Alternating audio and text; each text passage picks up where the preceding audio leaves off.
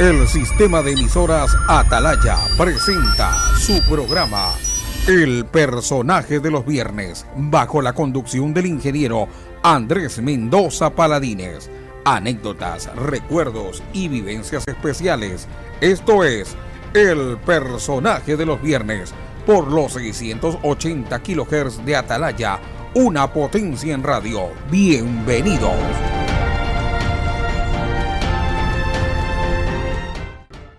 Hola, ¿cómo están, amigos del Personaje del Viernes?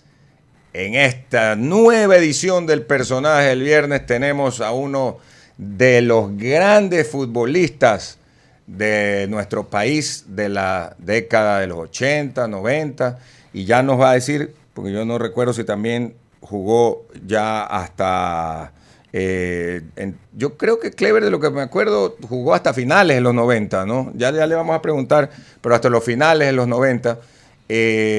Principalmente, y la mayoría lo recordamos en Emelec, y obviamente en la selección ecuatoriana de fútbol. Y la mayoría de los que somos barcelonistas lo sufrimos en Barcelona porque era un jugador realmente de primerísimo nivel. Luego, además, ya en la parte de comunicación, ha sido un estupendo comentarista de deportes, estando en colegas emisoras como el Grupo Caravana y también en el grupo de Clever Chica, Caché y antes Huancavilca. Pero vamos a hablar de eso y mucho más. Antes que nada, darle la bienvenida, Clever. ¿Cómo estás? Y hoy por hoy, luego de haber el año pasado hecho una asesoría voluntaria, digamos así, entiendo que era así, al Emelec, estás en las escuelas de la prefectura del Guayas, entendemos. Buen día, buenas tardes, buenas noches, donde nos estén escuchando y viendo. Así es. Ahora uno lo ven por todos lados. En Andrés, gracias por la invitación y bienvenido. Abierto a cualquier tipo de pregunta o consulta. Para corregir un poquito, no estuve de forma voluntaria trabajando con José Pilegui, era parte del club.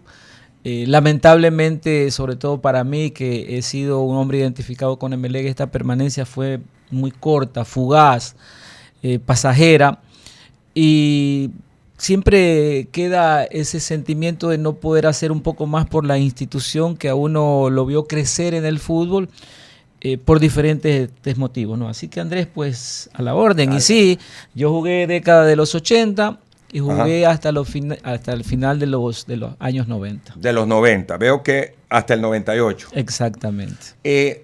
Clever, el año pasado te tocó dirigir el clásico del astillero entre Barcelona y Emelec, porque el profe Rondelli estaba, expulsado. Bueno, a mí no me gusta la mentira. El año pasado se dio algo que es difícil que se repita. Rondelli tenía 2 asistentes. Tenía un preparador físico y un preparador de arqueros. Lo expulsaron a Rondelli, pero también expulsaron en los siguientes partidos a Preconi y al otro asistente, que es un exjugador de fútbol, no recuerdo bien su apellido ahora. Entonces, Emelec se quedó sin un miembro de el cuerpo técnico en la parte técnica específicamente para dirigir el clásico del astillero. Quedaron, y ya había pasado el partido inmediatamente anterior, quedó el preparador físico y quedó el preparador de arquero. Entonces, José Pilegui, el presidente de Emelec, decide, porque podía hacerlo, inscribirme como parte del cuerpo técnico para dirigir el clásico del astillero. Pero en realidad, cuando hay una persona que no sea el principal del cuerpo técnico, no es que el que está en ese momento toma las decisiones. Decide lo que hay que hacer, decide lo que hay que cambiar, decide lo que hay que modificar. Porque el que está momentáneamente en ese espacio está recibiendo de forma tecnológica todas las instrucciones y las indicaciones que le envía el técnico principal. Esa es la gran verdad. Y en este caso, así como estoy siendo sincero al decir que no es que yo tomé decisiones, también tengo que decir que Rondelli en ningún momento permitió que yo participe, es decir, todo lo que él quería que en el campo se dé, él se lo comunicaba al preparador de arquero. Ok. Algo que no sé por qué lo hizo, si por celos, por no darme participación, Ajá. para que yo no tenga mira tú. un poquito de aquello, porque Sí. se supone que entre su preparador de arquero, que es especialista solo en preparar arquero, y un técnico de fútbol como soy yo, el que podía darle a lo mejor la mano era yo. Sin embargo, a lo mejor por un poquito de celos, él decidió que toda lo que tenía que transmitir desde el palco donde él estaba hasta el campo de juego, lo utilizó por medio de su preparador de arquero. ¿Y quién era el preparador de arquero? O sea, ¿era extranjero o No, ecuatoriano? No, era ecuatoriano. Un chico de la sierra, apellido Bone, sí, que había sido arquero de Aucas, que era parte de este cuerpo técnico. Ah, ya. Sí. Ok. O sea que eso ocurrió. Mira, bien saber la verdad, porque ese día, recuerdo que como Emelec venía de no ganar varios partidos y Prun le gana a Barcelona 3-1, entonces fue todo un festejo azul, pues, ¿no? Y se decía que el que había ganado el clásico era yo, porque Sí. yo había estado allí. Así Estuve en la banca, es verdad, estuve en ese espacio que le pertenece al cuerpo técnico y al técnico principal, pero en algún momento uno no puede estar allí y callarse viendo algunas situaciones. Y obvio que alguna indicación le he dado a algunos de los jugadores, aquellos que uno veía que eran más receptivos. Se acercaban y le daba cualquier tipo de indicación que yo creía que podía servir. En ese sentido sí, pero más de eso tampoco. No es que mi participación haya sido determinante para ganar ese clásico. Gracias por la sinceridad y además por dejar claro cómo fue el asunto. Clever Fajardo es nacido en Balsar, ¿verdad? Provincia de Guayas, en 1965. ¿Cómo inicia Clever a jugar al fútbol ya de manera seria? Pongámoslo de esa manera. Bueno, yo soy nacido en Balsar y viví 3 años en Balsar. Solamente 3 años. Sí, mi madre, junto conmigo y 5 hermanos, éramos 6 hermanos, tomó la decisión valiente de dejar el campo y venirse a la ciudad para que nosotros tengamos la posibilidad de prepararnos de una manera diferente, porque allá era difícil, ni siquiera vivíamos en el pueblo, por eso es que a mí nadie me referenciaba como balsareño, porque yo no era del pueblo. Ah, no era. Yo era del campo y nací en una hacienda. Yo soy nacido en una finca, en una hacienda. Ya, o sea, como era antes que exactamente, se... con partera, con madrona, exactamente, así. Y yo llegué a Guayaquil acá a los 3 años. Entonces mi vida casi entera yo la he hecho acá en Guayaquil, sin negar, por cierto, sin negar mis raíces, y siento mucho orgullo de haber nacido en una tierra tan hermosa como es la de mi querido Cantón Balsar.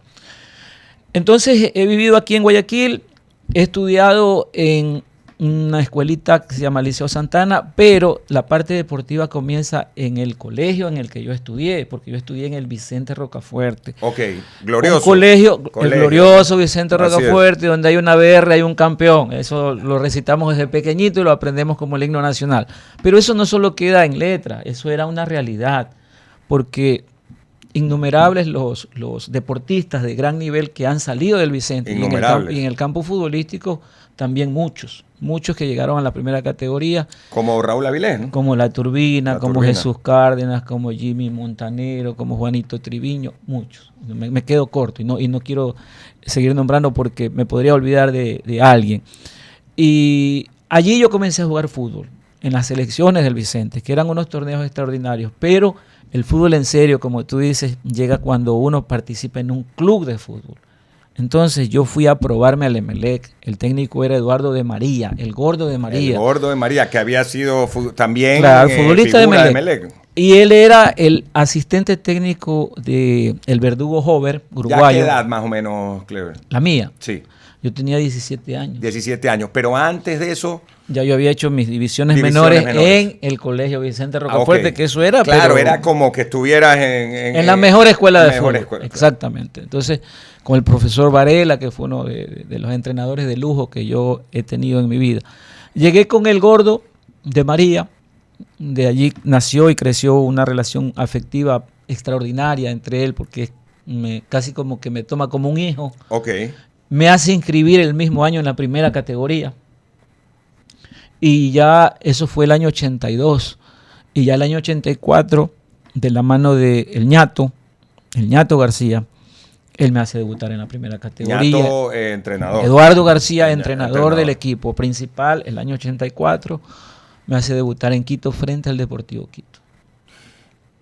¿Qué sentiste ese día del debut? ¿Y con quiénes te tocó alternar ahí de la alineación MLC? Bueno, primero eso se vino de golpe y porrazo, porque cuando yo entré a Emelec, voy a ser sincero, yo no pensé que iba a llegar tan lejos y que mi camino en el fútbol iba a ser tan largo. Ajá. Pero el fútbol es de momentos como la vida y hay que aprovechar ese momento que se te presenta. Esa es la gran verdad. Exacto. Y Emelec había pasado por una época difícil donde se había ido una nómina extraordinaria de jugadores de fútbol. Y muchas veces el espacio aparece cuando no hay grandes plantillas ni grandes grupos. Es decir, te dicen, ven tú que vas a tener la oportunidad de jugar. Después el resto lo tiene que hacer uno. Pero sí estaba Israel Rodríguez, por ejemplo. Sí estaba Jesús Cárdenas, que es una institución dentro de una institución. Jesús es el máximo goleador ecuatoriano de Emelec. Jesús descendió y ascendió con Emelec. Claro, el Hechu. O no permitió que el Emelec descendiera. No hasta poniéndose el buzo de arquero, ¿sí? Porque él no descendió con Emelec. Él no permitió que Emelec se vaya a la Serie B. Entonces, Jesús Cárdenas es uno de los jugadores íconos del Emelec con quien yo compartí camerino al inicio, cuando recién llegué. Después estaban los hermanos Valdés, Jorge y Wellington, Javier Delgado Pineda, que había sido campeón, Pedro Batalla, Jorge Fraijo. Una gran cantidad de jugadores que estaban también haciendo una especie de recambio de un Emelec que venía no venía tan bien, para poco a poco tratar de llevarlo nuevamente. Emelec había descendido. Claro, Emelec en las 80 se fue a la B. Y en esa década nosotros fuimos campeones un año, solo el 88. No fue la mejor década para el Emelec, así es. Mejor fue la de los 90. Claro que sí.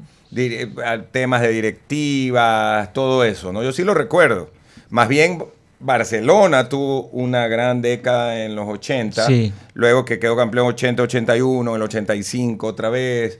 A ver, eso sí, todo se jugaba hasta el 88, me parece, en el modelo. Sí, bueno, ese es el año que Barcelona ya inaugura. Ajá. Su escenario, no sé si es el 87 o el 88. 87. Yo creo que a fines del 87 es la preinauguración. Sí, contra Peñarol, y al siguiente año se hace pues la inauguración en la que gana. Participamos nosotros y que es tan recordada sobre todo por el emelecismo. Por el emelecista es súper recordada. Recordada para bien, recordada para mal por el barcelonismo, ¿no? Así es. Sí, y nosotros no teníamos... ahí en la cancha, claro ¿sí? Que sí, claro que sí. Con Rubén Benica. Sí, y nosotros no teníamos el Capo el Nuevo, teníamos el Capo el Viejo, que estuvo a punto de desaparecer. Y ese es el reducto o el escenario que nos acogió a nosotros. Bueno, sí estuve presente y puedo dar fe de cómo se dieron las cosas, ¿no? Barcelona invitó a Peñarol, campeón de América, reinante, invitó a Barcelona de España y tenía que invitar a alguien más para hacer un cuadrangular. Y no sé a quién se le ocurrió pues hacerle la invitación al Emelec, al rival de barrio. Pero Barcelona jugó con Barcelona de España. Que era un equipo de Barcelona España, digamos, sí, que no era el titular. No era el titular. Vino un equipo tremendamente alterno, sí, y como que se aseguraban un paso a la final. Del otro lado estaba Peñarol, que era el campeón de América y parecía que nos iba a ganar fácil. Sí, claro. Bueno, se hizo así pensando que Barcelona y Peñarol podían jugar una final en la inauguración. Como un rematch del anterior, que vino Peñarol y le ganó a Barcelona. Exacto. Entonces... no salieron las cosas así y el clásico se dio en la final de este cuadrangular, que la gente dice que no era la inauguración porque ya se había inaugurado, pero oficialmente sí era. Sí era. Sí, porque para eso se hizo un cuadrangular, volviendo a invitar a Peñarol y le trayendo a Barcelona de España. No tiene sentido otra cosa. Pero bueno, que lo tomen, así fue. Que lo hayan tomado como quieran. No había luces en el primero, que en la preinauguración, y en este sí, porque yo recuerdo que se jugó de noche. Y pasó lo que pasó. Lo inesperado, ¿no? Que Melé gane este torneo, este cuadrangular, y eso queda para la historia, ¿no? Para la historia. No lo va a borrar nadie. Nadie lo va a borrar. Y hablando de eso, antes de ir a la primera pausa comercial, luego el año, ¿qué fue? El 91 que se inaugura ya, se reinaugura el Capwell, ¿no? Sí. Que quedó precioso, pues, ¿no? Bueno, para lo que nosotros teníamos, que era una cancha en mal estado, el Capwell Viejo, un graderío que solo quedaba la parte de San Martín, el resto eran fierros y madera vieja. Y mucho monte a los costados, pero no sé, pero uno aprende a valorar esas cosas, ¿no? Nosotros llegábamos todos los días porque ese era nuestro lugar de entrenamiento. Ahí entrenábamos. Pero la dirigencia reconstruyó el estadio y lo hizo pequeño, acogedor, bien bonito, y ya se lo reinaugura y tenemos esa casa moderna. Ahora es un espectáculo. Sí, un estadio hermoso. Eso no lo tuvimos nosotros, pero ya tuvimos la reinauguración de nuestro escenario. Y ya hubo las suites también. Sí, con todo ya, con todo. No estaba la parte alta de las tribunas sobre todo de Piemontúfar y la avenida Quito. Eso poco a poco se fueron haciendo esas bandejas, la suite, todo eso que quedó espectacular con el paso del tiempo. Pero MLE ya pudo jugar allí. Yo jugué en esa reinauguración unos minutos porque yo volvía de una lesión muy larga. Lesión de 1 año y medio, ¿no? Exacto. Con el Deportivo Quito, me parece que fue. No, eso fue con Oriente Petrolero. Con Oriente Petrolero en Copa Libertadores. Copa Libertadores en Bolivia. Del infamemente famoso Coimbra. Exacto. Coimbra. Claro, que fue. Todos los odiábamos a Coimbra. Sí, está bien. Y volvimos allí ya con casa propia y ya en nuestro escenario tan hermoso como se lo construyó. Vamos a ir a la pausa comercial primera y volvemos para seguir hablando también, no solo de la parte del fútbol nacional, sino de la selección ecuatoriana de fútbol, por supuesto, sub-19, sub-23, en la cual estuvo Clever Fajardo, y lógicamente de las eliminatorias al Mundial, Copa América, todo eso en un momento más. Ya regresamos. No se olviden que este programa se transmite hoy viernes a las 5:30. Se retransmite mañana sábado a las 9 y el domingo el reprise a las 7 a.m. y que estamos a través de YouTube, Radio Atalaya 75. Ustedes se pueden afiliar, inscribirse, ponernos like y también en el Facebook Radio Atalaya 680M. Ya volvemos en un instante.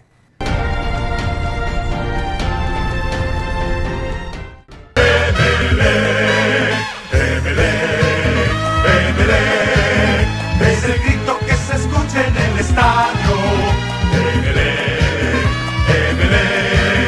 Es el grito de mi corazón.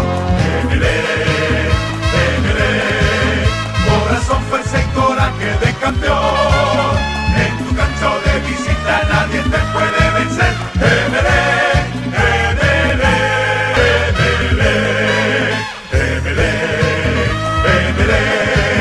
Es el grito que se escucha en el estadio. Es el grito de mi corazón. Corazón fue ese coraje de campeón. En tu cancha de visita nadie te puede vencer.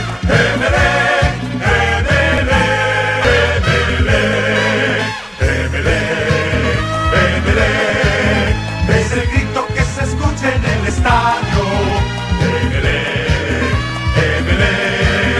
Es el grito de mi corazón. Corazón fue ese coraje de campeón. En tu cancha de visita nadie te puede vencer.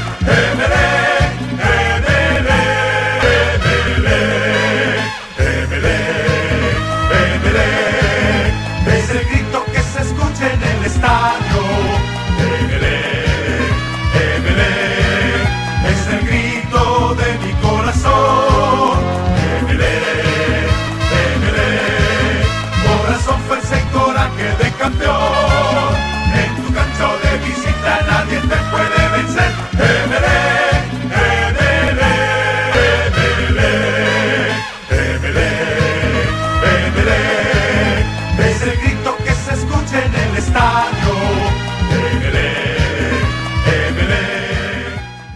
Gracias, muy amables por estar con nosotros en el personaje del viernes con Clever Fajardo.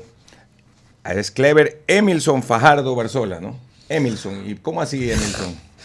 Bueno, a ver, esos nombres siempre han sido relacionados con la gente de Brasil. Ah, ya. Pero nunca entendí por qué a mí, si nosotros vivíamos en el campo.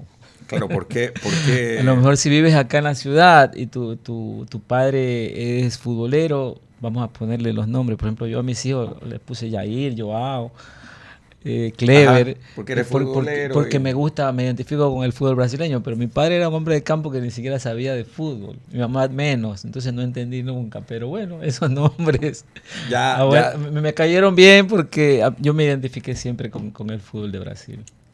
Ya. ¿Y por qué te gustaba el fútbol de Brasil, por decir, por encima del de Argentina? Que han sido los grandes colosos, ¿no? de América. Bueno, acá antes no se consumía tantos canales extranjeros, No, pero sí había es al cierto. finales de los 70 fútbol argentino. Don Jorge Delgado tenía un programa hermoso de fútbol internacional. Claro, Mil y un Deportes, ¿no? Mil y un Deportes, de fútbol Mil y un internacional. Deportes. Ahí salía incluso la liga alemana. Sí, alemana, inglesa, creo. Inglesa también. Y era la única forma de enterarse de lo que pasaba en el exterior. Pero ya llegaba el fútbol argentino, ya llegó.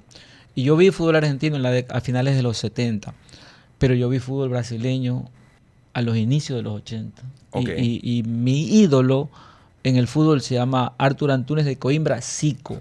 Eso es Ese, el Pelé Blanco. Crack, el Pelé Blanco. Yo A mí también me crecí encantaba. viendo el fútbol brasileño, por ejemplo, lo que pasó en España 82 con Brasil, a mí me dolió como que fuese brasileño.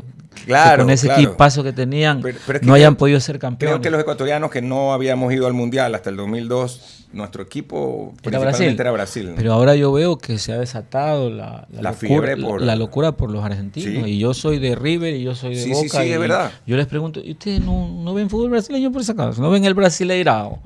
Y no, son de River o Boca. No, sí, y está bien, bueno.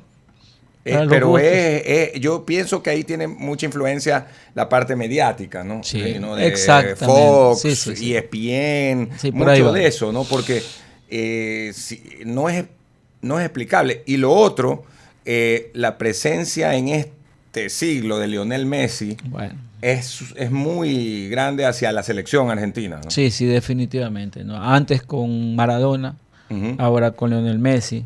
También, es verdad. Sí, es verdad porque uno crece viendo algo y se hace fanático, fan de lo que está viendo. Y más si es triunfador. Y más si si es un es gran triunfador. triunfador como Lionel Messi, con mayor razón. Esa es la verdad. Y un triunfador que no es polémico, porque Maradona es un triunfador polémico. Lamentablemente, cuando la gente habla de Diego Maradona, siempre dice la gente, bueno, yo voy a hablar de Diego Maradona, el futbolista, no tengo nada que ver con lo otro, pero eso nunca se dice de Messi, porque Messi nunca dio razones No. para separar al hombre deportista al ser humano común, porque Messi es un gran jugador, pero nunca estuvo envuelto en ningún tipo de problema. No, al contrario. Todo lo un contrario. tipo de Tiene un familia, comportamiento un extraordinario. comportamiento extraordinario dentro y fuera, ¿no? Exactamente.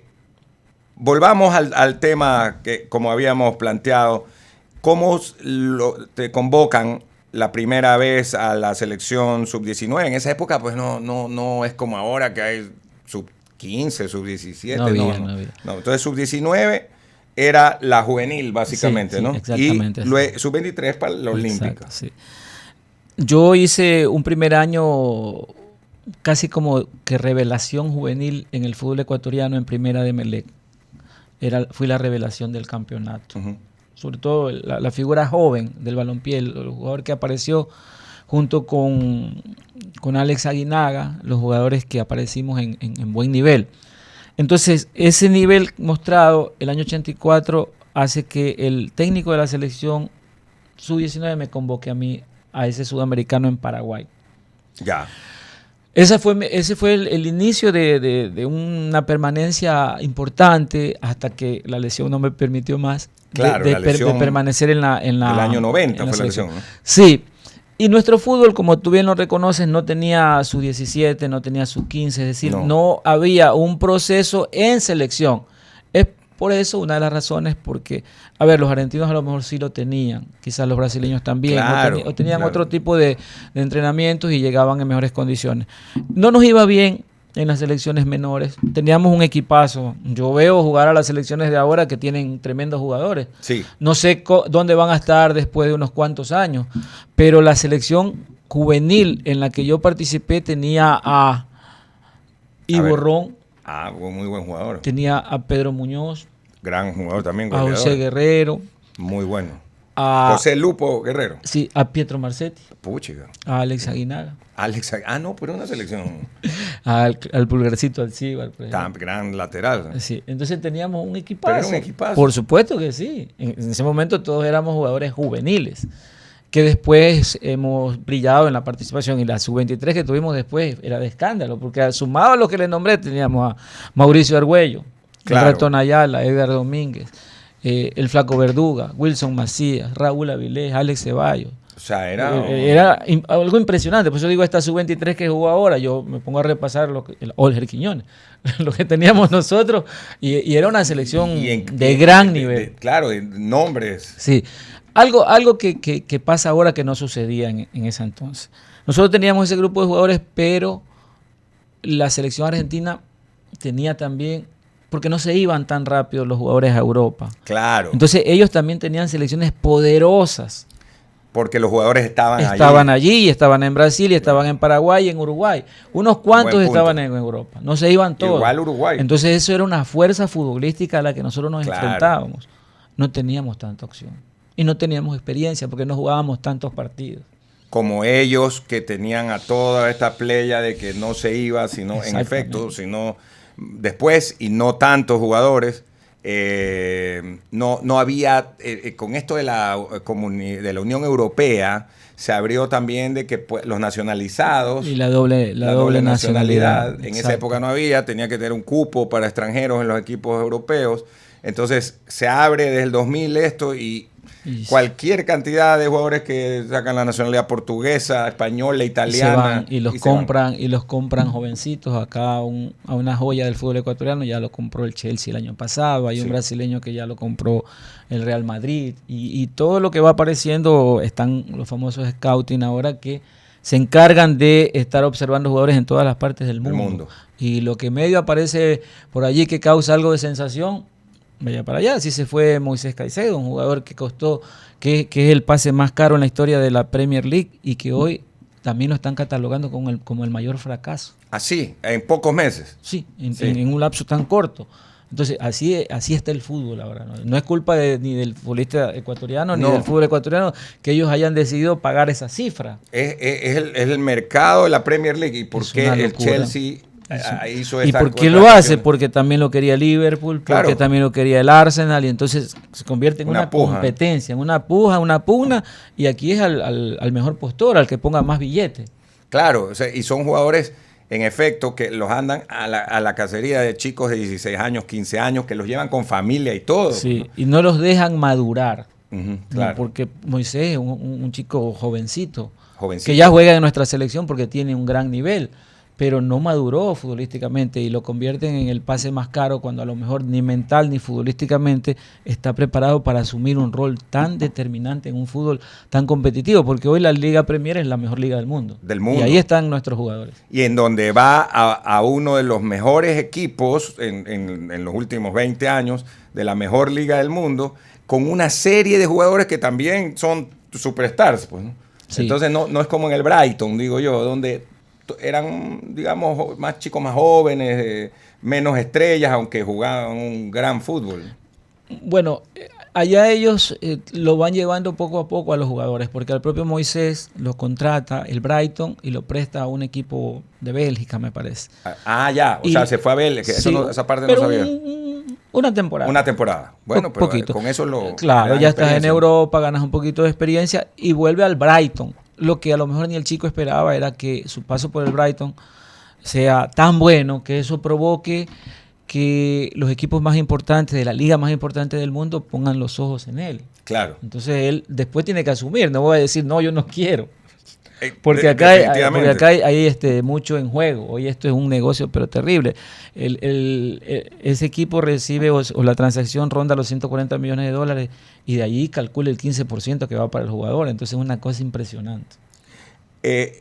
No, pues. O sea, es una algo, locura. Una locura. Y estaba viendo lo de la selección nacional, y esto lo recuerdo bien, estas eliminatorias, y también las Copas Américas. Está viendo que tú, según este reporte, dice que debutaste en el año 1987, pero jugaste las eliminatorias de Italia 90 y de Estados Unidos 94. A ver, yo jugué la primera Copa América que jugué fue el año 87. Quizás se refieren a eso, ¿no? Porque dice debut en la selección, o esta información no está bien, pero ya había jugado eliminatorias, pues. No, en el 87, lo de acá es 90. Ok. Ya, pero yo, antes de jugar eliminatoria 90, yo jugué Copa América 87. Ya, 87 primero, claro, ya, 87 perfecto. primero. Esa fue... Eso se jugó en Argentina. En Argentina. Sí. Y allí nosotros enfrentamos a la selección argentina que venía de ser campeona de México 86. Del Mundial. Y con todas esas estrellas, incluyendo Diego Maradona. A esa selección se le sumaron jugadores que venían mostrando buen nivel, como el Pájaro Canilla. Claro, jugadorazo. Y no nos fue bien, pero ya a la siguiente Copa América, que es el 89, con la llegada de Dusan Drašković. En Brasil. Ya en Brasil, ya ahí nos va mucho mejor. Ahí fue una sorpresa. Fue una sorpresa agradable para todos, y fue una participación, pero... comentadísima. De todos, casi de todo el plantel fue la mejor actuación. Pues, incluso el nivel mío fue superior al que yo había mostrado. Claro que sí. Yo recuerdo, sí. Y además el profesor Dusan pues, se convirtió en un héroe nacional. Exacto, porque después quedó marcado el fútbol ecuatoriano como un antes de Dusan y un después de Dusan. Claro. Porque él trajo una metodología totalmente distinta del fútbol europeo, aplicarlo acá en el fútbol ecuatoriano, con una ventaja que siempre lo reconoció Dusan, que era del biotipo que encontró en el fútbol ecuatoriano. Es decir, que como se está escogiendo ahora, porque uno ve muchos jugadores de raza negra, porque en ellos el técnico de fútbol encuentra capacidades físicas que quizás no pueda encontrar en otra etnia. Claro. ¿Qué son? La fuerza. La velocidad. Ajá. Porque la raza afro es una raza de velocistas. De velocistas. Y la resistencia. Entonces, allí lo que hay que añadirle es el trabajo técnico, y usted va a encontrar unos deportistas de alto nivel. Es por eso que nuestro fútbol comenzó a imponerse y a pelear de igual a igual. Claro, porque ellos pasamos a partir de la década de los 90 a pelear de igual a igual, cuando antes siempre era difícil. Incluso en esa eliminatoria, porque se jugó la Copa América y la eliminatoria para Italia 90, contra Colombia y Paraguay, ¿no? Nosotros jugamos con Colombia y Paraguay. Ahora, para Ecuador, jugar contra Colombia y Paraguay no es mayor dificultad. Hoy. Pero para nosotros sí. Porque, en esa época porque sí. Nosotros, a ver, esto se viene heredando, y también se hereda lo exitoso o cuando uno fracasa. Entonces nosotros no habíamos conseguido nada. Es más, nosotros no conseguimos nada. También le estábamos heredando a los que venían después no conseguir nada. Claro. Y eso nos costaba porque, como dicen ahora en el fútbol, era una mochila muy pesada. Y también enfrentamos a la mejor Colombia de todos los tiempos. Fue una Colombia extraordinaria, la del 90, que fue la misma que jugó el 94. Y la selección paraguaya era de respeto. Súmele a eso el formato de las eliminatorias. Nosotros jugamos solo 4 partidos. Claro, porque era un triangular. Corto. Era un triangular, jugábamos 4 partiditos. Así recibíamos a Colombia aquí. Nada que ver con lo de ahora de todos contra todos. Recibíamos a Paraguay aquí e íbamos a Asunción, con la dificultad que ya era ir a Asunción, e íbamos a Barranquilla. A Barranquilla. Un infierno de calor. Sí, y no podíamos, era difícil. Si el torneo hubiese durado quizás las 18 jornadas que dura hoy, hubiese sido una historia distinta, porque uno tiene opciones de perder puntos, pero la eliminatoria es larga y se juegan 18 partidos. Se puede recuperar. Claro. Una selección clasifica ganando los partidos de local. Definitivamente. Son 9 partidos por 3.27, que es la puntuación con la que cualquier selección va a un mundial. Otra historia, totalmente otra historia. Y en las eliminatorias del 94... ¿qué tal? Ahí también seguía siendo... Pero no, aquí esta información no es correcta. No es correcta. Porque yo juego hasta la eliminatoria del 90, Ajá. Y ya el 90 yo sufro esa lesión grave. Así es. Sí, yo no participo en la eliminatoria del 94. La lesión exactamente fue ¿en qué parte? En la rodilla. En la rodilla. Pero no fue una lesión, fue una lesión grave, porque Grave. no solo fue acompañada de ruptura del ligamento cruzado, también se rompió el ligamento lateral externo, el menisco, hay una cápsula ahí donde convergen la parte ligamentosa. Entonces fue una destrucción casi total que tuvo que ser reconstruida en su totalidad. Me tocó dos cirugías para volver a jugar al fútbol después de 14 años de la lesión. Pero yo, Así, ¿no? sí, pero yo juego, después nunca más jugué de forma oficial, aunque los partidos de selección, aunque sean amistosos, se los consideran oficial. Pero ni por eliminatoria ni por Copa América yo jugué, pero sí jugué 4 partidos, incluyendo el primer partido que Ecuador le gana a la Argentina jugando aquí en el Monumental. Eso es algo anecdótico, ¿por qué? Porque los argentinos tienen como costumbre, antes de llegar a la cita mundialista, pasar por Israel, por el Muro de los Lamentos. Ah, ya. Es verdad que van. Ya. Pero antes de eso, o después de eso, ellos quisieron hacer un amistoso en Japón. Ok. En Japón, el año 94, en Japón, antes del Mundial. Con Maradona y todo. Con Diego. Sí. Entonces ellos presentan sus documentos al consulado y todo, y a Diego le niegan la visa, que Japón no lo deja ingresar. Ah, no lo ya. deja ingresar. Entonces Argentina tenía que buscar un rival y encuentran el camino a la selección de Ecuador. Vamos a jugar con esas papitas, de verdad. Claro, eso Y pensaba. llegaron aquí en Guayaquil y perdieron el partido. Nosotros le ganamos 1-0 con un gol de Byron Tenorio en el Monumental. Lo recuerdo, un de cabeza, ¿no? Cabezazo, sí. Que Pero, fue, o sea, se fueron con la Sí, derrota. se fueron así y se fueron. Tenían un equipazo. Maradona, el Cholo Simeone, Batistuta. Redondo, Batistuta. Redondo. Abel Balbo, Abel una Balbo. cosa impresionante. Un mega equipo que tenían. Pasaron por Guayaquil. El Burrito Ortega. Yo no sé si estaba el burrito ya. Sí, sí. Pero, porque pero recuerdo fue la- haberlo visto en el Mundial. Pero fue la selección en que Estados Unidos. que jugó en Estados Unidos. Pues, Claro. Que Con luego. el Ratón Ayala, con Cáceres. o sea, un equipazo. Sí, tenían un equipazo. Con Diego Maradona. Con Diego, que se había adelgazado. Sí, estaba, sí, para jugar al Mundial, Para sí. jugar al Mundial estaba en forma total. Claro que sí. Y ese les ganamos. Acá es el primer partido que Ecuador le gana de selección. Claro, Argentina. fue ese amistoso, pero es el primer partido que le gana. O sea, en toda la historia. O sea, después le ganó ya más Después, partidos. sí. digo, no, pero ese hasta era el ese primero, momento hasta ese era el momento primero. nunca se le había ganado. Y lo dirigió el profesor Carlos Torres Garcés. Carlos Torres Garcés, el Claro, palillo. el palillo. Él me convocó. Así Los otros fue. técnicos no me habían convocado, él me convocó. Y después de ese partido, Carlos Torres Garcés es contratado por Emelec. Ah, ya. Y Emelec sale campeón con Carlos Torres Garcés el año 94. Y tú estabas en Claro, Emelec. claro que sí. Es la ocasión en la que se van a Quito. ¿O Sí, no? sí, o sea, es la misma. Que Sí, se van y se acondicionarnos allá Quito. porque se jugaba la liguilla y la mayoría de los equipos eran equipos de altura. Entonces Claro. vivíamos en Quito y veníamos a jugar de local a Guayaquil.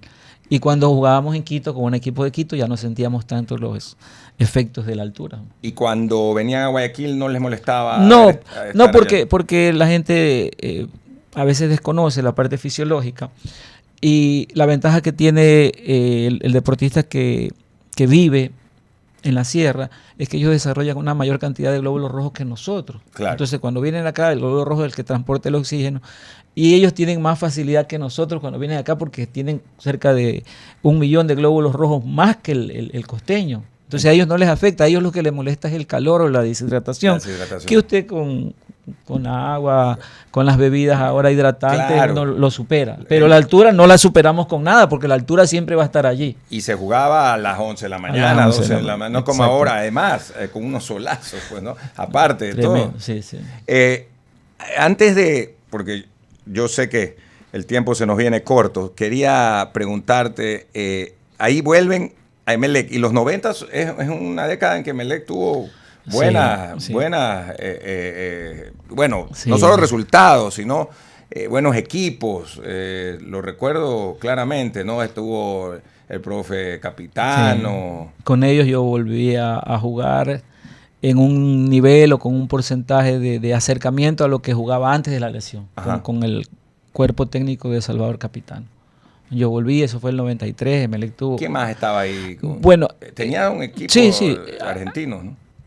Capitano llegó con Markovic, que después Con fue Markovic. parte del cuerpo técnico del Tata Martino en el Barcelona de España y en la selección, y con Chicapoli. No eran cuerpos técnicos numerosos como ahora, No. pero eran tremendamente Y profesionales. venían todos de la escuela ya, De pues, Renato Cesarini. De Renato Cesarini, ¿no? Y encontraron un equipo de jugadores ecuatorianos con experiencia y la llegada de jugadores jóvenes como Máximo Tenorio, Daniel Coronel, Ángel Fernández, Iván Hurtado, Jacinto Espinosa, entre otros, que ya aparecían en las selecciones menores. Ya venían de la selección. Ya venían de menores. la sub-23. Más el grupo de ecuatorianos y los extranjeros que ellos trajeron, que como anillo al dedo le llegaron a Emelec, se hizo una estructura muy fuerte. Y el equipo jugaba bonito, como le gusta a la gente de Emelec.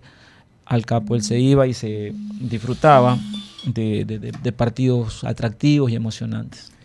Clever, para culminar, y ya de una vez te digo para invitarte a una segunda parte, porque Perfecto, nos queda a una la segunda orden. parte que es la parte, digamos, ya no solamente post-fútbol. Post-fútbol, exactamente. Como entrenador, como comentarista de medios de radio, de televisión. De los clásicos del astillero, que debes haber jugado muchísimos, ¿cuáles recuerdas más?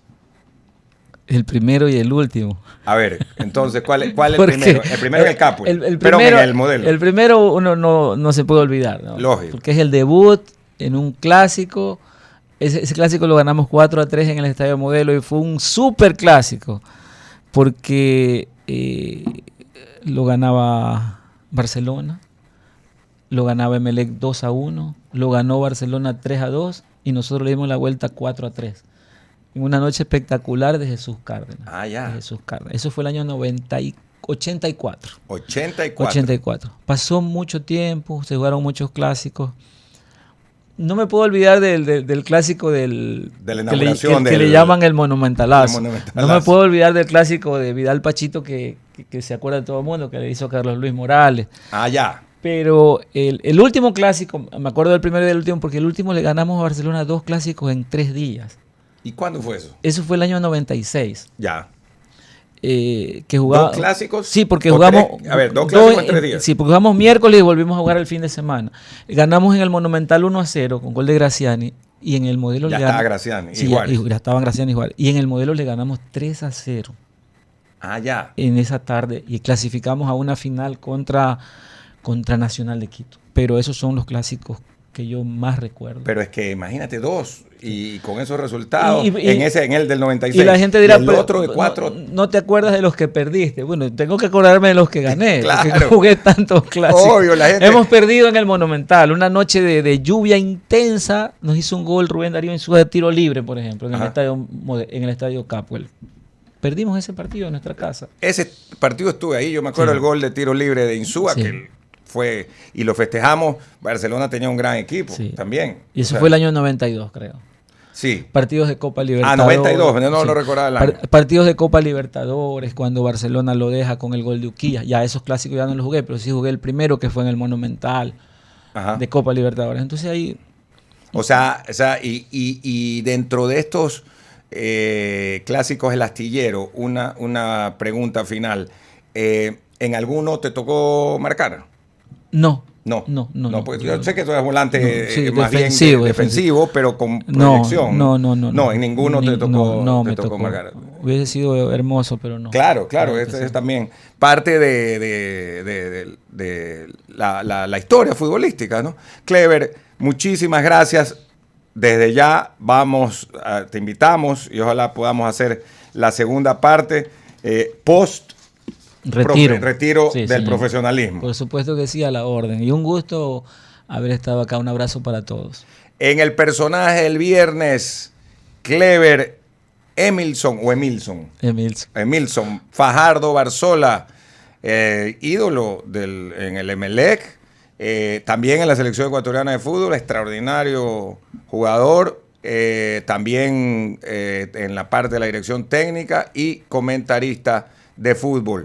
Ya regresamos con la programación regular de la radio. No se olviden que este programa se transmite hoy a las 5:30, mañana se reprisa a las 9 de la mañana sábado, el domingo a las 7 de la mañana y que está a través de nuestro YouTube Radio Atalaya 75.